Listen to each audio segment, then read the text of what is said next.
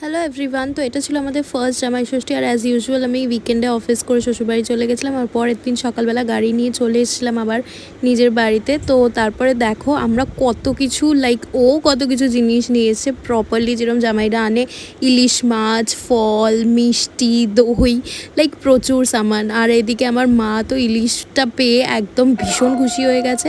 তারপরে এখানে চললো বরণের পর্ব, আর তারপরে আশীর্বাদ। দেন ও আমার মা আর কাকিমাকে গিফট দিল। আমাদের মেয়ে আর আমাদের এই ছেলে দুজনে খুব সুখে থেকে, হ্যাঁ সেটাই, ঝগড়াঝাটিও করো, ভালো। তারপর মেনু দেখে তো ওর চক্ষু পুরো চড়ক গাছ হয়ে গেছে। মেনুতে ছিল হচ্ছে ভাত, ডাল, আলু পোস্ত, কপির পকোড়া, পোলাও, মাংস, চিংড়ি মাছের মালাইকারি, মিষ্টি, পাঁপড়, দই।